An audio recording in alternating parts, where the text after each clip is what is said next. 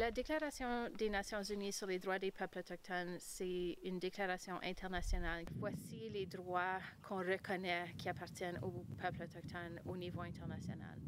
Et tout ça, c'est basé surtout sur le concept de l'autodétermination. Alors, la Déclaration des Nations Unies sur les droits des peuples autochtones ouvre la porte à la reconnaissance, même si les nations ne sont pas nécessairement des États qui sont reconnus par les Nations Unies, à être quand même reconnus comme étant peuples souverains qui ont une autodétermination quelconque. Et avec cette autodétermination, il y a certains droits qui sont rattachés pour les peuples autochtones, surtout en matière de gouvernance politique, culturelle, linguistique, des droits aussi qui sont rattachés aux droits socio-économiques ainsi que politiques et culturels pour les reconnaître dans un contexte particulier des peuples autochtones et des vulnérabilités ou des contextes de colonisation historique qui sous-tendent les relations dans certains pays colonisateurs vis-à-vis les peuples autochtones. Donc, cette déclaration n'est pas strictement obligatoire en droit international, mais ce que les pays peuvent faire, c'est de premièrement signer, et maintenant le Canada est signataire. Ne l'était pas au début, au moment de la ratification, mais est devenu signataire et a fait une promesse de mettre en œuvre la Déclaration des Nations Unies sur les droits des peuples autochtones. Bill C-262 is about human rights. Bill C-262 is about justice.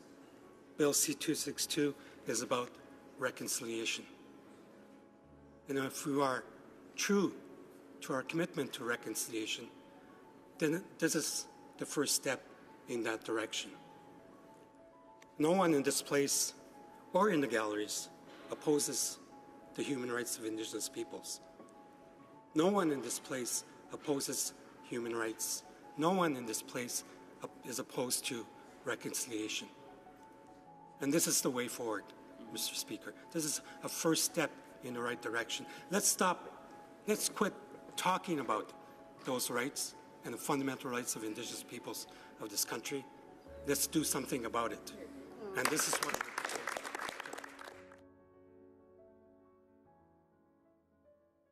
le droit d'appartenir à une communauté ou une nation, ben, il y a beaucoup de choses là, qu'on semble vouloir étendre au niveau des communautés, des gouvernances aussi. Ça parle que les Autochtones, ils peuvent mettre en place leur propre structure, leurs propres coutumes, leurs propres traditions.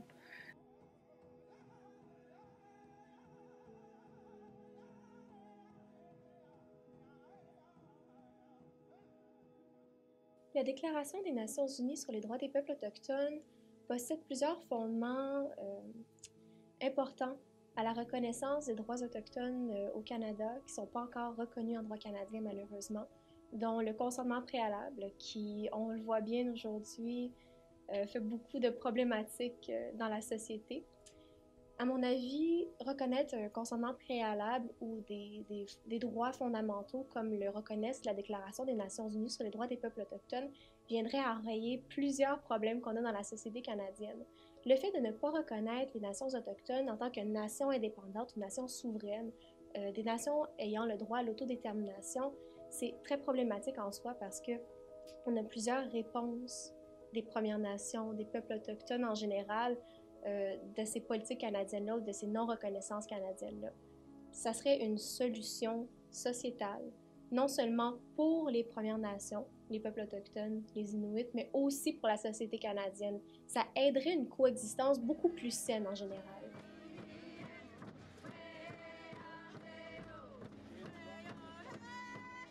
La Déclaration des Nations Unies, il amène des principes comme la justice, le principe de démocratie aussi. Ça, démocratie, c'est un processus de décision qui viennent de l'externe. Et puis, mais nous autres, on a quand même une autre façon de prendre les décisions. Puis c'est de pas regarder juste au niveau des hommes qui vont s'exprimer à l'occasion d'un référendum, mais de voir toute la vie aussi, de préserver les ressources, de maintenir l'équilibre, l'harmonie ici, là. Puis, tu sais, c'est le principe de Mziwe Madziwi, parce que ça veut dire le principe de vie, tu sais, la vie, la terre, la vie de tous. C'est un principe important au niveau des traditions juridiques Nyarwizo.